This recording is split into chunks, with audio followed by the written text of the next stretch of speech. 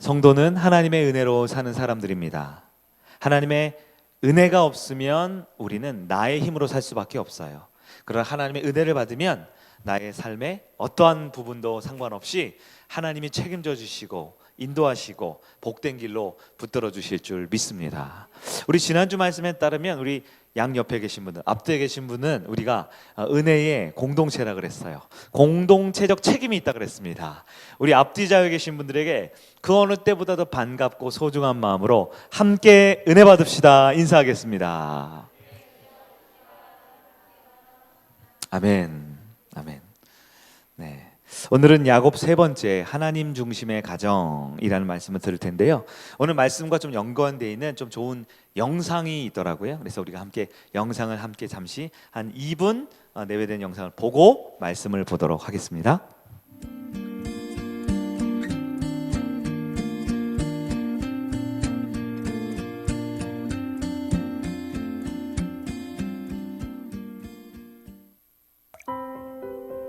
하나님의 크신 구원의 이야기가 끊어지고 있습니다.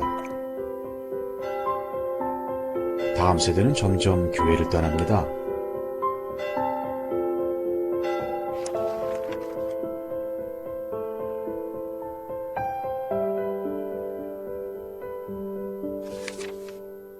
모든 사람에게는 자신만의 이야기가 있습니다. 개인의 꿈, 가치, 비전. 그러나 사실 그 이야기는 각 사람을 둘러싼 세상의 더 큰 이야기와 밀접하게 연결되어 있습니다. 세상이 들려주는 더 큰 이야기는 개인의 이야기를 강화시키기도 하고 약화시키기도 합니다. 지금 교회에서 아이들이 하나님의 이야기를 정기적으로 듣고 있다 하더라도 그 아이를 둘러싼 세상이 전혀 다른 이야기를 계속해서 들려준다면 아이 속의 하나님의 이야기는 점점 사라지게 될 것입니다. 사실 이러한 문제는 교회의 구조에서부터 시작됩니다. 원래 교회는 하나님의 이야기를 함께 나누는 하나의 가족 공동체였습니다. 그러나 시간이 지나면서 현대 교회에는 전문화된 부서가 생겨났고 다음 세대와 부모 세대는 각자의 장소에서 따로 떨어져 예배하며 서로 다른 이야기를 듣게 되었습니다. 그리고 원래 가정은 하나님의 이야기를 가르치고 전수하는 첫 번째 신앙교육 장소였습니다. 그러나 시간이 지나면서 현대 가정의 부모들은 신앙교육에 대한 책임을 잊어버리고 그럴 수 있는 기능도 상실해버렸습니다. 결국 부모는 교회 전문가들에게 자녀의 신앙교육을 모두 맡겨버리게 되었습니다. 이제 아이들은 하나님의 이야기를 교회에서만 들을 수 있을 뿐 가정에서는 같은 하나님의 이야기를 들을 수 없게 되었습니다. 그러면 어떻게 해야 할까요? 이제 교회는 단절된 구조를 다시 커다란 하나의 통합된 구조로 바꾸어 모든 세대가 같은 하나님의 이야기를 듣고 공유할 수 있도록 해야 합니다. 그리고 가정은 교회에 맡기기만 하던 신앙교육의 책임을 자신의 것으로 되찾아 가정에서도 같은 하나님의 이야기가 들려지고 계속하여 다음 세대에게 물려지도록 해야 합니다.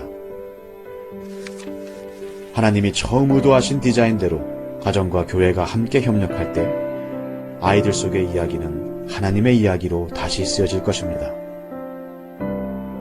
가정과 교회가 협력하여 다음 세대의 삶 속에 하나님의 이야기를 끊임없이 이어가는 것.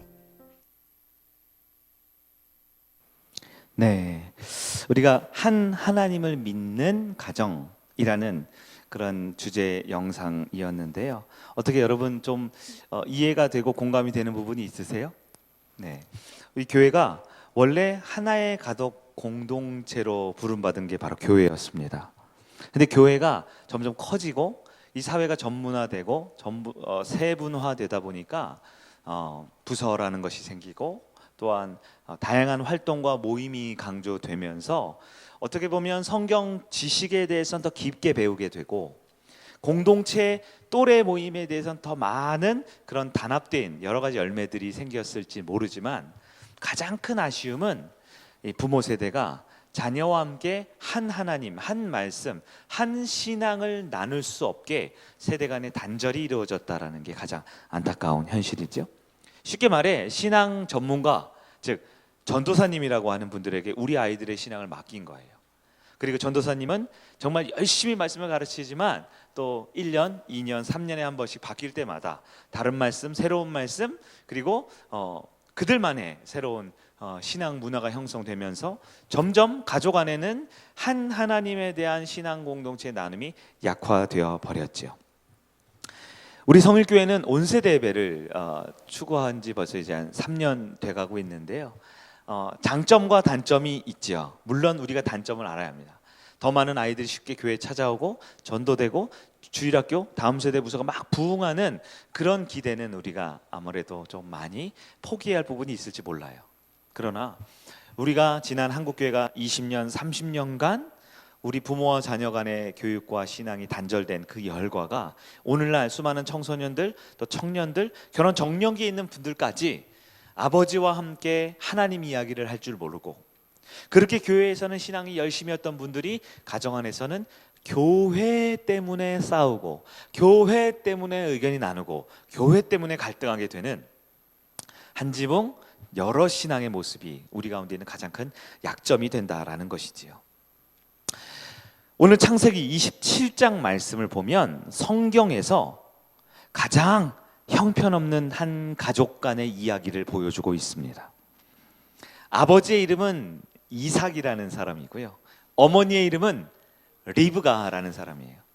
두 자녀가 있었는데 첫째 이름은 에서, 둘째 막내 이름은 야곱입니다. 근데 여러분 좀 이상하지 않아요? 이삭, 리브가, 에서, 야곱. 아마 교회를 다니고 성경을 아는 사람은 누구나 많이 들어봤던 그 유명한 이렇게 대단한 신앙의 사람들이잖아요. 그런데 이 네 명의 사람들이 한 가족이었고 특별히 창세기 27장에 한 가족으로 모였을 때 얼마나 한 하나님을 믿고 한 교회를 다니고 한 신앙생활하는 가정이 처절하게 무너져 내리는지를 우리 한번 보면서 이 말씀이 우리 모두가 가정이 있잖아요. 우리 모두가 아버지이기도 하고 어머니이기도 하고 자녀이기도 하고 부모이기도 한 우리에게 한번 반면교사 삼아보는 시간이 되면 좋겠다라는 생각이 듭니다.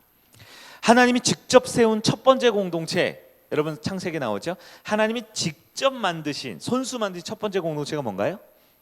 네, 가정입니다. 하나님이 직접 만드신, 직접 창조하신 마지막 공동체가 뭔지 아세요? 그게 바로 교회입니다. 하나님이 아담과 하와를 통해 그 자녀들과 후손을 통해 가정을 처음 만드셨고요. 교회라는 것도 예수님께서 부활 승천하기 전에 십자가 전에 제자들에게 너희가 믿고 있는 이 부활의 참 믿음을 기반으로 이 반석 위에 내 교회를 내가 세우겠다 하셨어요. 예수님이. 그리고 교회의 머리가 예수 그리스도다라고 말씀하셨습니다. 그렇기 때문에 우리가 신앙생활의 출발은 가정이 되어야 하고요. 신앙생활의 완성은 교회 안에 나타나야 합니다. 그런데 우리 아까 영상에 따르면 그 신앙생활의 두 축이 되는 가정과 교회 가운데 첫 번째 역할인 가정은 밥 먹는 곳, 학교 가는 곳, 배우고 성장하고 나중에 시집장가 잘 가서 출가하는 곳이 돼버렸어요. 오늘 이 이삭과 리브가, 에서와 야곱의 가정 또한 마찬가지였습니다. 하나님을 믿고 신앙생활을 했지만 그들이 모였을 때 하나님의 이야기는 찾아볼 수 없는 거죠. 먼저 에서를 볼까요? 에서는 아예 하나님에 대한 감동도 은혜도 모르는 아들이었어요. 하나님을 아예 몰랐습니다. 물론 하나님은 알았겠죠. 교회는 알았겠죠. 성경책은 알았겠죠. 그러나 우리가 믿는 그 하나님은 인격적으로 영적으로 알지 못했습니다. 에서는 대표적으로 자기 힘만 믿었다 했습니다. 그래서 하나님의 축복의 약속인 장자권을 어떻게 했어요? 소홀히 경홀히 여겼습니다. 여러분 창조 이래 가장 위험한 사람이 누구라고 그랬어요? 자기 힘을 믿는 사람. 가장 어리석은 사람은요? 자기 능력을 의지하는 사람이라고 했습니다. 에서는 그가 이미 가지고 있는 것들, 물질, 장자의 그런 권위, 그리고 그가 가지고 있는 힘, 사냥을 잘하는 능력, 사람들에게 많은 인기, 이런 이미 가진 것들로 인해서 하나님과의 관계를 방해받았습니다. 둘째 아들 야곱은 어떤가요? 야곱은 하나님이 아닌 하나님이 주실 수 있는 것들을 더 사랑했던 사람입니다. 야곱의 특징, 나는 축복받아야 돼, 나는 은혜 받아야 돼, 나는 성공해야 돼, 나만 큰 믿음 가지면 돼, 큰 은혜 받으면 돼. 즉 야곱은 하나님을 믿었지만 하나님을 사랑한다 했지만 은혜가 뭔지 모르는 사람이에요. 은혜를 이해 못하고 은혜의 속성을 몰랐어요. 왜냐하면 야곱은 그저 내가 받고 싶은 장자의 2배의 복이 은혜인 줄 알았어요. 아버지의 2배 유산이 은혜인 줄 알았어요. 그러나 은혜가 무엇입니까? 우리 찬양에도 지난주까지 불렀죠. 한량 없는 은혜, 갚을 길 없는 은혜. 은혜는 바다보다 하늘보다 더 넓어요. 야곱의 인생이 아무리 큰 그릇으로, 아무리 많은 그릇으로, 아무리 애쓰고 준비해도 다 담을 수 없는 게 은혜. 한마디로 후이 누르고 흘러 넘치는 것이 은혜다라고 했어요. 야곱은 내가 생각하고 판단하고 계획하고 원하는 것을 은혜라고 생각했죠. 대표적인 것이 바로 물질적인 복을 은혜라고 생각했던 것입니다. 오늘 본문에 이삭 이 아버지는 이 2 아들에게 축복하려는 장면이었어요. 장자에서 장자권을 소홀히 여기는 하나님을 모르는 사람입니다. 근데 참 이상한 게요, 하나님을 모르고 은혜를 몰라도요, 복 받는다고 하면 다 좋아해요. 그래서 장자권을 팥죽 한 그릇에 팔아넘겨 놓고선 축복한다니까 내 아버지 하고 또 복은 받으러 왔네요. 이삭 앞에 이 에서가 복 받으러 왔습니다. 둘째 아들 야곱은 어떤가요? 역시 장자권에는 관심이 없어요. 장자권, 즉 하나님과의 말씀의 약속, 하나님과의 은혜는 관심이 없어요. 여러분, 장자권, 즉 하나님과의 약속이 뭐예요? 약속은 곧 말씀이에요. 그 말씀은 예배 때 전해지는 내 마음의 영혼에 담기는 하나님의 음성이 바로 말씀이에요. 우리로 적용하면 이 예배를 드리러 오지만 하나님의 은혜와 하나님과의 관계와 하나님과의 만남이 아닌 이것을 통해 돈 많이 벌고, 이것을 통해 건강하고, 이것을 통해 시험 합격하고, 그건 더 나은 다른 복만 얻기를 원하는 것이 바로 야곱의 특징이지요.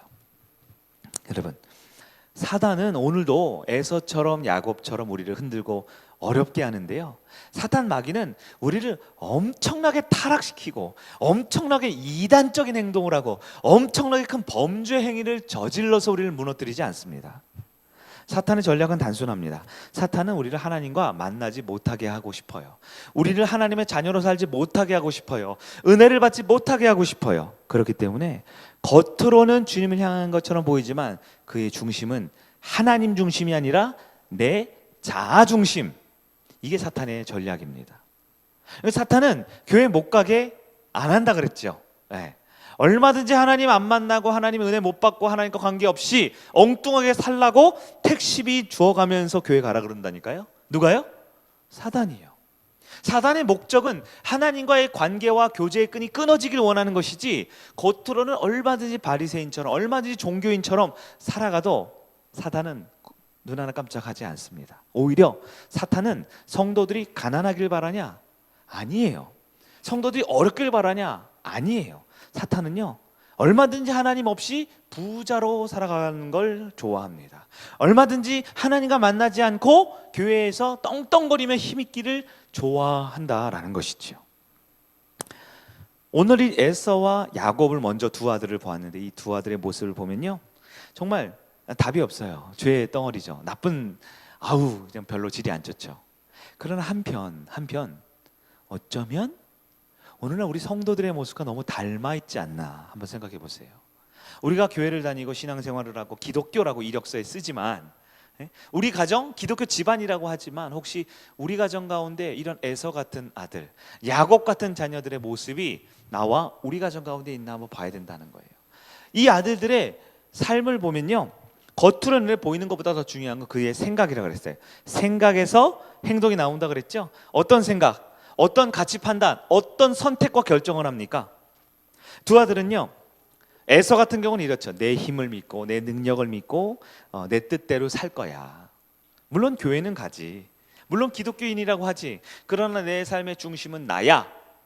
그럼 우리는 에서처럼 생각하고 사는 거예요. 혹시 어쩌면 수단과 방법을 가리지 않고 내가 이겨야 돼, 성공해야 돼, 복받아야 돼, 내가 잘 돼야 돼, 신앙생활 성공하려고 하는 거지 라면 우리는 야곱처럼 신앙생활을 하는 거예요. 가치 판단은 어떻습니까? 에서와 같은 사람은 신앙생활을 해도 하나님의 약속? 뭐 중요해? 먹고 사는 게 중요하지. 내 사업장, 내가 이번 주 중요한 뭐 미팅 있는 거, 뭐 거래처 있는 거, 내가 준비하고 있는 시험, 내가 준비하고자 하는 미래, 그게 더 중요하지. 하나님의 약속? 나중에. 에이, 나중에. 그러면 우리는 에서처럼 교회 다니는 거죠. 야곱은 어떠합니까? 야곱 하나님의 축복? 좋아. 근데 일단은 동그라미가 좀 있어야 돼. 손에 좀 잡히는 게 있어야 돼. 내 통장에 계좌에 뭐가 좀 찍혀야 제대로 하나님 믿는 거지. 철저하게 내가 받고 싶은 물질의 복에만 초점을 맞춘 신앙이면 우리는 야곱의 판단을 하고 사는 거예요. 선택하는 건 어때요? 선택하고 결정하는 거. 그래도 에서처럼 믿으면요, 그래도 복 받을 것 같을 때, 은혜 받을 것 같을 때 교회는 와야지 내가 복은 그래도 받지 않을까 하면서 교회에 옵니다. 야곱은 어떻습니까? 그렇게 교회 와놓고서 또 주변 두리번거리면서 그래도 내가 쟤보다는 더 성공해야 되는데, 내가 쟤보다는 더 잘 나가야 되는데, 또 그 가운데도 머리를 굴리며 살아가면 우리는 여전히 내 이름 석자 이 이름표를 딱 떼보면 그 안에 진짜 이름 야곱, 에서를 붙이고 살아가는 것이죠. 여러분, 하나님의 은혜는 누가 필요할까요? 하나님의 은혜는 누가 필요합니까? 오늘 말씀 안 들은 그 인간이 필요합니까? 바로 에서와 같은 야곱과 같은 나에게 은혜가 필요합니다. 바뀔 것 같지 않은, 도저히 말씀 듣고 신앙생활해도 이 내면이 변화 없는, 바로 내 인생에 진짜 하나님의 갚을 길 없고 한량없는 그 은혜가 필요함을 깨닫고 구하는 여러분 되기를 축원합니다. 어디에 은혜가 필요하죠? 바로 우리 가정에 필요합니다. 우리 가족 중에 에서가 있어요. 야곱이 있어요. 아니, 바로 내가 우리 가정에서 야곱과 에서의 모습으로 살아갑니다. 그 가정, 하나님의 은혜, 이 변화시키는 은혜, 저와 여러분의 삶의 가정과 우리 교회 되기를 주의 이름으로 축원합니다. 세 번째로 살펴볼 분은 어머니 리브가입니다. 리브가, 이름은 참 예뻐요. 리브가. 그런데 이 리브가는요, 자식을 사랑한다라는 이유로 최악의 선택을 했던 어머니였어요. 남편 이삭이요, 장자의 축복을 한대요. 그러니까 리브가 그 말을 엿듣고 있다가 오늘이 그날이구나 하면서 내 사랑하는 아들, 누구였어요? 야곱이 대신 복을 받기를 원했던 거예요. 그래서 야곱에게 뭐라 그래요? 야곱아, 형 에서가 사냥 갈 동안 너가 염소 새끼 한 마리만 데려와. 엄마가 아빠 입맛에 최고로 잘 맞는 맛있는 별미를 만들어 놓을게. 네가 가서 복 받아라. 그런데 이 말을 할 때 리브가의 그 말의 뉘앙스를 우리가 볼 필요가 있어요. 좀 뒤에 나오는 27장 13절 말씀 우리 함께 볼까요? 창세기 20장 13절 시작. 어머니가 그에게 이르되 내 아들아, 너의 저주는 내게로 돌리리니 내 말만 따르고 가서 가져오라.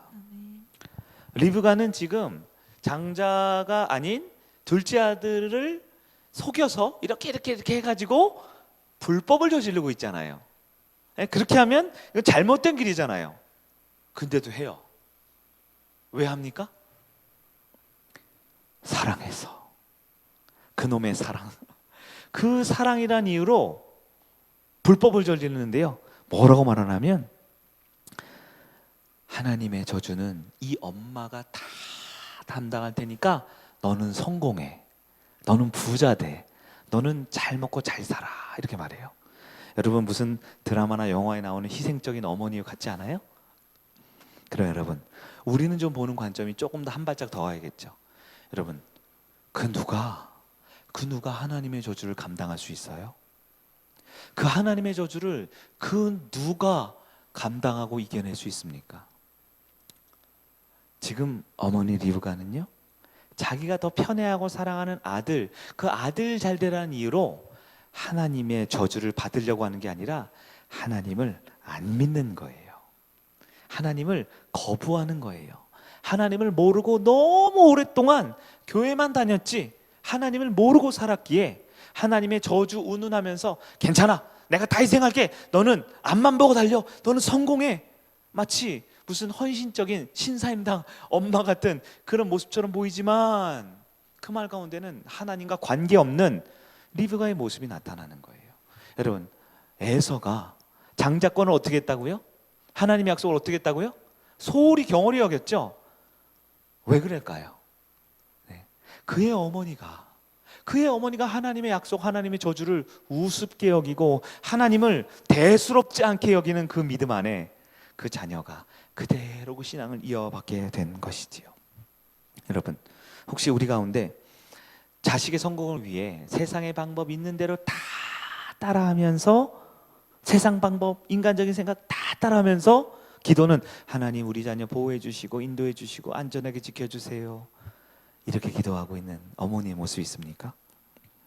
자식의 교육의 성공을 위해서, 자식의 앞날을 위해서는 인간적인 방법을 다 동원해 가면서 혹시 내 자녀는 하나님의 축복을 받았으면 좋겠다, 이렇게 생각하고 있다라면 우리가 바로 리브가처럼 신앙생활을 하는 거예요. 우리 교회는 수능 기도회를 하지는 않지만 사실 많은 한국 교회에서 아주 재미있는 현상이 일어나요. 11월 둘째 주인가요? 목요일만 되면 수능철이 다가오면 많은 고3 엄마들이 교회에 모여와요. 그리고 수능 기도회라는 이름으로 수능 시간표에 맞게 1교시 때 기도하고 쉴 때 같이 쉬고 2교시 때 기도하고 잠시 쉬고 점심밥도 도시락을 싸와야 돼요. 시켜 먹으면 안 돼요. 부정 타요. 아이들과 함께 똑같이 도시락을 먹어가면서 1, 2, 3, 4교시 똑같이 기도를 합니다.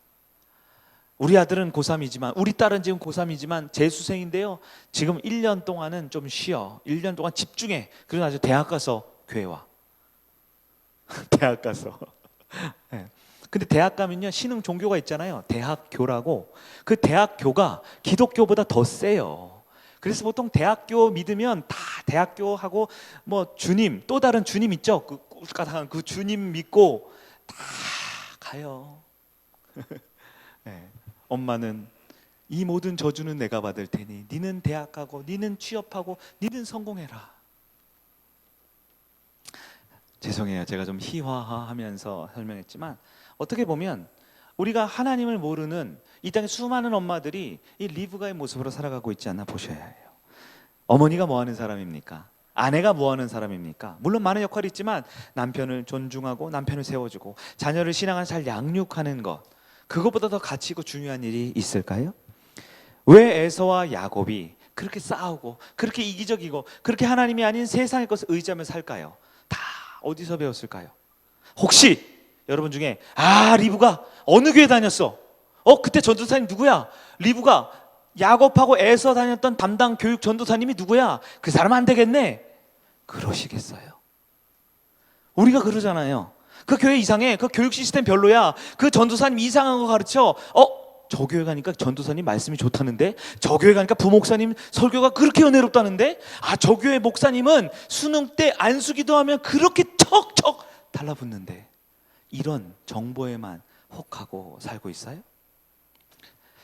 가정이 하나님을 믿고 하나님을 말하고 하나님을 나눠야 할 첫 번째 공동체의 역할은 다 무시해버리고 또 어느 교회 핑계, 어느 전도사님 핑계 되시겠어요? 여러분, 이 자리에도 우리 비록 대부분은 젊은이들이지만 우리가 어머니가 이 중에도 있고 또 어머니가 될 분들, 여러분과는 어떤 어머니가 되셔야 할까요? 여러분의 자녀가 있다면 나는 과연 그 자녀에게 무엇을, 어떤 가치, 어떤 판단, 어떤 선택을 최우선으로 가르치는 어머니가 되겠습니까? 네 번째로 살펴볼 분은 아버지 이삭이에요. 에서, 야곱, 리브가까지 보았죠. 아버지 이삭은요, 안타까워요. 오늘날 현대 가장들의 모습 비슷해요. 분별력이 없고요, 아버지로서 존경을 못 받아요. 가장 안타까운 이 가장 이삭은요, 이삭을 사랑하는 사람이 본문에 안 나타나요. 이삭을 존중하고 존경하는 이가 아무도 안 나타나요. 아내? 속여 먹어서 내 사랑하는 아들한테 재산 빼돌릴 생각만 하고 있어요. 두 아들은요, 마찬가지예요. 어떻게 하면 아버지에게 유산을 받을까? 장자권 무시하던 아들도 장자권 준다니까 그날은 고개 내밀고 있어요. 둘째 아들은 축복권 통해서 어떻게 하면 유산만 더 빼먹을까 고민하면서 호시탐탐 아버지가 귀 멀고 눈 멀고 분별 못할 날을 기다리고 있어요. 얼마나 안타까운 아버지입니까? 그런데요, 우리는 이 가정 가운데 이 아버지의 모습을 보면서 우리가 하나님으로 믿는 그 아버지에 대한 우리의 마음도 한번 돌이켜 볼 필요가 있어요. 여러분, 이 가정은요, 아버지 이삭을 사랑했어요? 아니면 이삭이 줄 수 있는 축복을 사랑했어요? 아버지를 의지하고 아버지를 존경했어요. 그가 물려줄 재산과 그가 나에게 베풀어줄 뭔가 떡고물을 의지하고 있나요? 우리의 모습을 볼까요? 우리는 하나님 아버지를 사랑합니까? 그분이 줄 것 같은 축복과 행복과 물질적인 그런 유산들을 사랑합니까? 나는 하나님을 믿는 거예요. 그분이 주겠다고 약속해 놓은 축복을 믿는 거예요. 성도는 하나님을 사랑하는 자녀들입니다. 교회는 하나님을 아버지로 믿는 가족 공동체입니다. 하나님의 축복, 하나님의 은혜, 하나님이 주시는 많은 것들 우리는 누리지만 근본적으로 저와 여러분의 첫 번째 우리의 정체성은 하나님을 사랑해야 함을 믿고 깨닫는 여러분 되길 바랍니다. 때로 우리 아버지는 내가 이해할 수 없는 상황을 만드세요. 우리 아버지는 내가 상상할 수 없는 환경 가운데 나를 내모실 때가 있어요. 우리 아버지는 내가 감당하기 힘든 모습 가운데를 버려둘 때가 있어요. 그럴 때도 변함없이 하나님을 사랑할 수 있습니까? 에서와 야곱처럼 아버지의 것들을 사랑하는 우리의 모습이 아닌 아버지 하나님을 사랑할 수 있는 우리 선일 가족 되기를 축원합니다. 이삭은 말년에 분별력을 잃었습니다. 그래서 뭐라 그래요? 목소리는 야곱인데 네가 진짜 에서 맞냐? 목소리가 야곱이면 야곱이지요. 왜 에서 맞냐 그래요? 성경을 보면 1절에 눈이 어두워졌다 그랬죠. 육체적으로 나이가 들었다는 뜻이에요. 귀가 어두워질 수 있어요. 그러나 영적으로는 분별해야죠. 자식이 수십 명도 아니고 딱 2명밖에 없어요. 그것도 쌍둥이 1분 차이로 난 우리 수민이처럼 비슷하게 생기고 키도 똑같아요. 그런데 두 아들이 같아야 달라요? 달라도 너무 달라요. 너무 달라요. 성격도 다르고 스타일도 다르고 목소리 분명 달라요. 그런데 분별을 못하는 거예요. 왜 분별 못합니까? 빨리 내 판단에는 아들한테 죽기 전에, 내가 죽기 전에 빨리 복 주고 유산 줘야 돼요. 내 생각과 내 계획이 꽉 차 있어요. 분별을 잃어버립니다. 그러니까 내가 주겠다는 그 욕심, 여러분 줄 때도 욕심 있는 거 아세요? 받을 때만 욕심 있는 게 아니고요. 하겠다는 그 욕심, 하나님이 주신 말씀이 아닌 내 뜻대로 하겠다라는 그 생각이 분별력을 이렇게 만들어버립니다. 우리 중에 아버지가 있습니까? 아버지의 첫 번째 가져야 될 믿음의 덕목은 분별력입니다. 나이가 많고 자식들이 장성하고 이제 각자 다 앞가림 잘 한다고 해서 아버지가 삼촌이 되는 거 아니에요. 아버지는 죽는 그 순간까지 그 가정의 영적인 가장이 되고 분별력 있는 아버지가 되어야 합니다. 교회에서도 마찬가지입니다. 교회에서 이 자리에 많은 젊은이 다음 세대도 있지만 우리 중에 영적인 아버지들이 필요합니다. 나이만 많아서 아버지가 아니라 직분만 높아서 아버지가 아니라 어린 영혼들을 재생산하고 그 영혼들에게 하나님의 말씀을 가르치고 아닌 것은 아니다, 맞는 것은 칭찬과 격려해 줄 수 있는 영적인 아비들이 되어야 합니다. 그것이 우리 교회가 하나님의 뜻대로 살아가는 방법이에요. 여러분, 이 말씀을 가깝게는 우리 가정에, 또한 확장해서는 하나님의 마지막 공동체인 교회 안에 진짜 아버지 역할, 진짜 어머니, 진짜 자녀의, 그리고 하나님의 정한 축복의 자녀의 역할을 감당할 수 우리가 되기를 소망합니다. 이 네 식구를 봤어요. 아버지 이삭, 어머니 리브가, 에서와 야곱 쌍둥이. 이 네 식구의 공통점이 있습니다. 이것이 오늘 본문의 가장 중요한 핵심이겠죠. 왜 이들은 이렇게 형편없는 이들이 됐을까요? 그래서 이삭하면 왕년에 제단에 올라가면서까지도 믿음을 드렸던, 마침내 거부가 되었던 리브가 하면 어때요? 자기 신랑감 구할 때 어떻게 해요? 하나님의 말씀을, 약속을 의지하고 인간적 욕심이 아니라 순종할 수 있는 여인. 얼마나 귀합니까? 네? 두 쌍둥이 어때요? 하나님께서 주신 그 귀한 생명이고 태어날 때부터, 복중에 있을 때부터 예언과 축복을 예언해 놓으신 귀한 아들들 아닙니까? 근데 이상해요. 왜 이런 가정이 될까요? 그 4명의 가족이 모였을 때 무슨 일이 벌어졌을까요? 바로 이 4명의 식구들의 공통점은 하나님의 음성에 귀 기울이지 않았다라는 겁니다. 하나님의 말씀에 귀 기울이지 않았다라는 거예요. 놀라운 사실은 분명 이들은 기독교인이었어요. 이들은 주일마다 같이 교회 갔어요.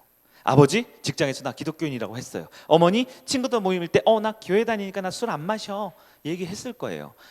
큰아들 에서가 지난달에 대기업 입사 시험 보려고 이력서 쓸 때 종교에 기독교 써놨다니까요. 둘째 아들 야곱은 좀 샤이하잖아요. 그래가지고 저기 어디 공무원 시험 준비하려고 혼자 열심히 공부하고 있어서 이력서 낼 때 종교란에 기독교라고 썼어요. 지난주도 교회 왔어요. 봉사도 했어요. 헌금도 했어요. 그런데 그들은 한 하나님의 음성을 듣지 못하고 살았습니다. 이삭은 분별을 못했고요. 리브가는 하나님을 두려워하지 않았어요. 두 아들은요, 몇 주 동안 설교했으니까 이제 귀 아프죠. 그런데 이 가족이 왜 그랬어요? 창세기 27장 그 어디에도 하나님이 말씀이 없습니다. 하나님의 음성이 없어요. 하나님을 구하지도 않아요. 중요한 거, 하나님 말씀하지 않았을까요? 아니요, 하나님 말씀하셨어요. 듣지를 않으니까 들리지 않고 들리지 않으니 적을 게 없는 거예요. 오늘 우리도 마찬가지입니다. 하나님 말씀하고 있어요. 듣지를 않으니까 가정 안에 들리지가 않아요. 들리지가 않으니까 일주일 내내 살아도 돈 얘기하고 성경 얘기하고 사업 얘기하고 여러 얘기들 하지만 하나님 얘기가 없는 거예요. 영상에도 봤죠? 더 이상 가정 안에서 하나님 이야기를 다루지 않아요. 왜요? 교회에서만 하나님 얘기를 들어요. 훌륭한 전도사님, 훌륭한 청년부 목사님, 훌륭한 교구 목사님, 또 대예배 때 말씀을 듣지만 그들이 한 하나님과 한 신앙과 한 마음이 되지를 못하니까 결정적 순간에 각자 소견에 오른 대로 엉뚱한 판단과 삶을 살아가게 되는 것이지요. 놀라운 사실은 하나님의 음성이 없지 않았다라는 분명한 증거가 있어요. 우리가 어제 지난주에 살펴본 창세기 25장 23절입니다. 25장 23절 우리 한번 읽어볼까요? 한 장 앞으로 넘기면 될 것 같아요. 창세기 25장 23절 시작.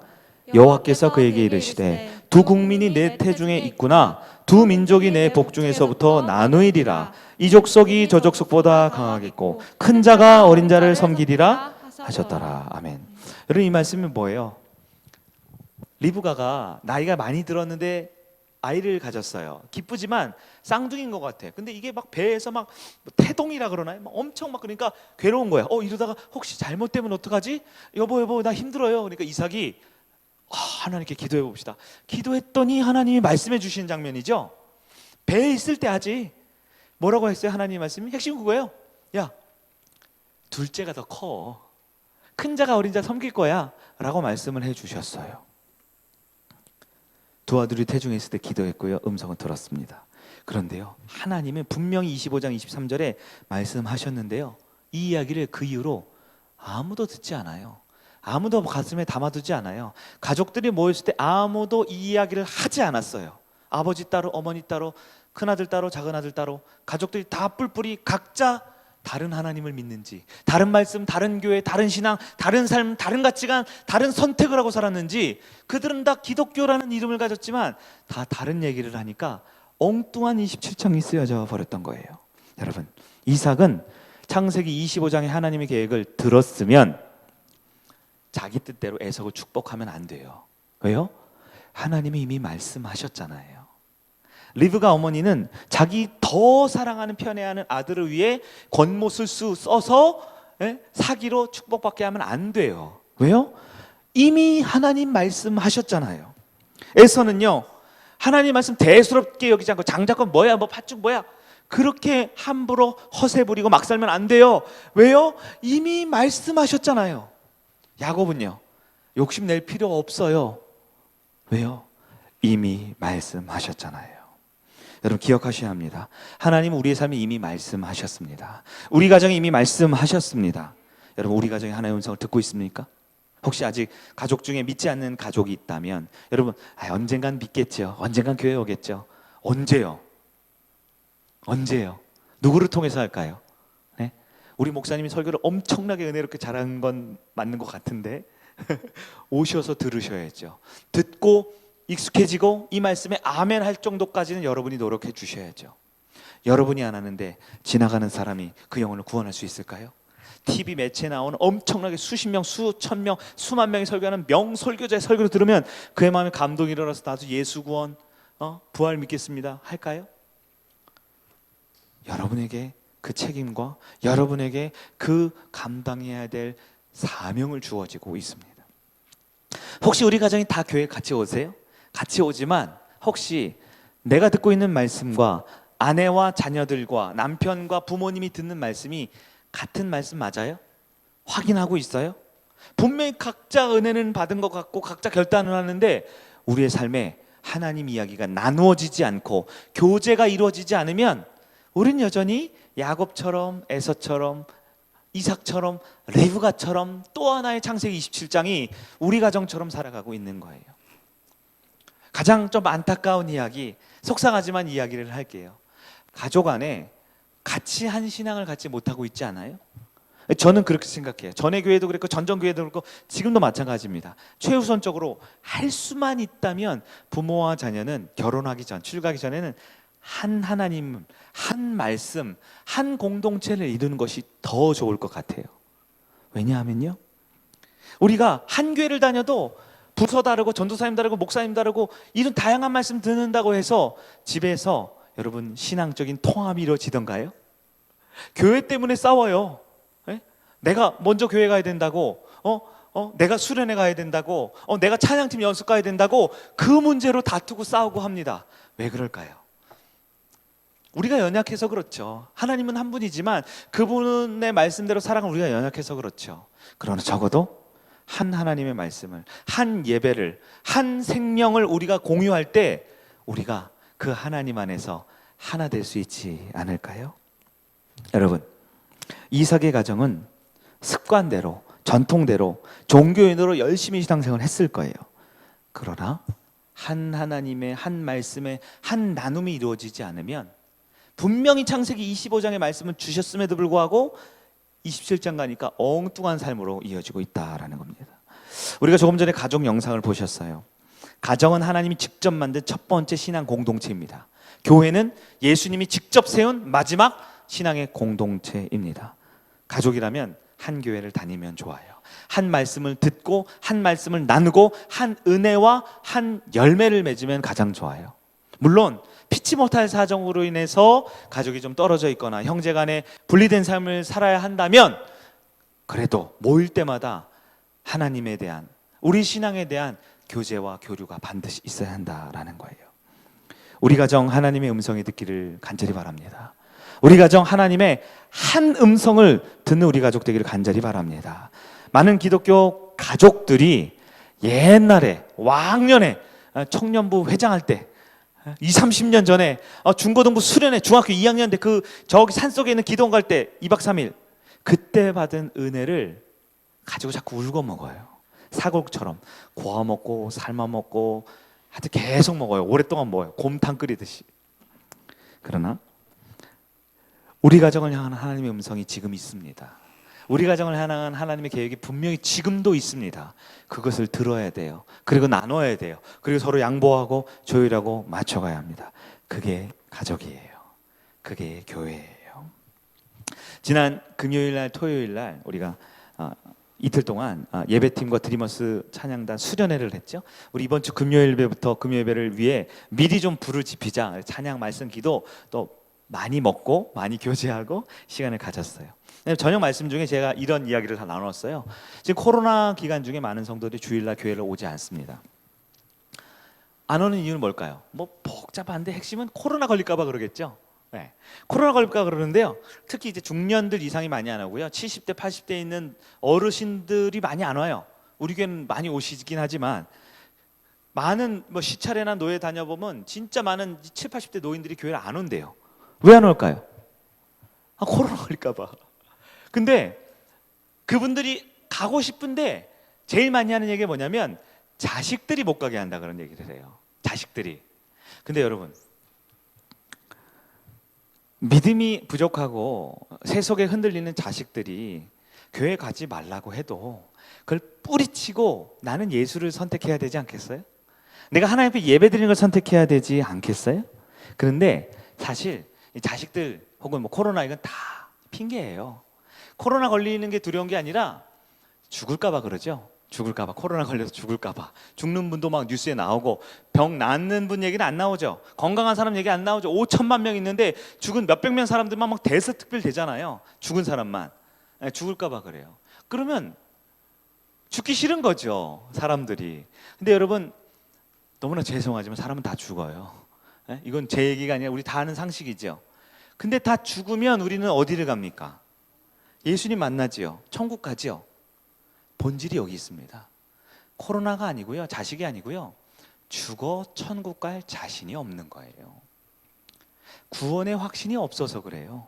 천국 갈 믿음이 없으니까요. 자식 핑계, 교회 핑계, 코로나 핑계, 뭐 5인 이상 금지 핑계, 20% 좌석 핑계, 우리 교회는 좌석이 좁아요 핑계, 마스크 안 쓰는 사람 있어요 핑계. 많은 이유를 대지만요. 네. 정말 모순 중에 모순입니다. 네. 교회에 오면 코로나 걸리냐 안 걸리냐 그 얘기는 이제 입 아프니까 얘기 안 할게요. 여러분 귀 아프죠? 네. 중요한 건 여러분 천국 가려면 하나님을 믿으면 교회 와서 신앙생활을 해야 되잖아요. 하나님을 선택해야 되잖아요. 그런데 교회 오면 코로나 걸릴 것 같아요. 그래서 코로나 걸리면 죽을 것 같아요. 그래서 교회를 못 온대요. 이게 참 모순이에요. 하나님 믿어 천국 가려고 믿는데 교회 오면 죽어서 천국 못 갈까 봐 교회를 못 온다라는 거예요. 제가 말해도 제 말이 이상하죠 지금? 사람들이 그렇게 사는 거예요. 제가 만약에 너무 죄송한데 목사 아니고 제가 연세 있는 노인이면 교회에서 살 거예요. 지금 이런 코로나 때 빨리 천국 가게 해달라고. 네? 죽어서 예수 믿어서 천국 갈 구원의 확신을 위해서라도 더 말씀 붙들고 예배 붙들고 신앙 붙들고 믿음 있는 성일교회 성도들 붙들고 함께 신앙생활 할 거예요. 저 같으면. 코로나 걸리면 안 되죠. 그러나 걸려도 우리는 예수 믿어 천국 갈 수 있잖아요. 그것이 더 중요한 가치 아닙니까? 잘못 또 이거 악마의 편집해서 목사가 코로나 걸리다 그랬다 이렇게 하면 안 돼요. 저는 그렇게 유명한 사람도 아니지만요. 핵심은요, 구원의 확신이 없어서 그래. 천국 갈 자신이. 물어보면 말로는 있대요. 말로는 천국 갈 것 같대요. 근데 코로나 걸려 죽어서 확신이 없으니까 교회를 못 온다 합니다. 여러분, 예수님이 혼인잔치를 준비해 놓으셨는데 혼인잔치 안에 안 들어가고 천국 갈 재간이 있어요? 우리에게 적용해 봅시다. 우리 한국교회를 비판하는 건 그만하고 그건 우리의 역할이 아니니까요. 여러분은 오늘 죽어서 천국 갈 자신을 가지고 살아가고 있습니까? 오늘 밤 자정이 넘어서 신랑 대신 예수님 나팔 빡 불면서 핑계하지 못하도록 자 오늘이 그날이다 하고 우리에게 오실 때 여러분은 웨딩드레스와 기름을 준비한 신부로 그 예수님의 천국 초청에 여러분 당당하게 주님 앞에 갈 자신 있으세요? 우리 가정이 하나님의 음성을 들어야 합니다. 혹시 우리 가정 가운데 분별을 못하는 사람이 있으면 내가 알려줘야 돼요. 우리 가족 중에 이 말씀을 이해하지 못하는 사람이 있으면 내가 도와줘야 돼요. 언젠가가 누구예요 도대체? 좀 데리고 와요. 나중에는 누구예요? 좀 데리고 오세요. 제가 전도해버리게. 언젠가와 나중에는 없어요. 내가 해야 합니다. 마지막 때예요. 지금 우리 사랑하는 가족을 위해 한 번 더 기도하고 그 영혼을 주님 앞에 인도할 수 있는 주님의 음성을, 오늘 들리는 이 말씀의 음성을 아멘하고 우리 가정에 주신 하나님의 음성으로 받기를 바랍니다. 우리 교회 구원의 방주될 수 있음을 믿으시길 바라요. 목사가 잘나서가 아니고요, 교회가 훌륭해서가 아니에요, 지리적 위치적 공간이 좋아서가 아니에요. 주님의 은혜가 있는 이곳은 우리의 어떠함과 관계없이 우리는 구원의 방주로 천국 갈 교회 될 줄 믿으시길 바라요. 우리 가정이 구원의 방주가 될 수 있도록 기도로 은혜로 채우시기를 바랍니다. 우리 가족 되면 비록 연약한 사람들이 있지만, 부족한 사람들이 있지만, 못난 아버지, 연약한 엄마, 자식들 별 볼 일 없는 우리 가족이지만 하나님의 은혜면, 하나님의 구원의 은총이면 우리 가족이 바로 구원의 방주입니다. 믿음으로 결단하는 우리 성도들 되기를 축원합니다. 말씀을 정리할게요. 한 가정에 어머니가 있고 아버지가 있고 자녀들이 있어요. 그러나 우리 가정을 만드신 분은 하나님입니다. 우리 가정의 주인이요 목자요 인도자는 하나님이십니다. 그렇기 때문에 우리 가족들은 반드시 영적 가장, 영적 아버지, 진짜 우리 가정의 목자의 주인인 하나님의 아버지의 음성을 우리 가족이 같이 들어야 돼요.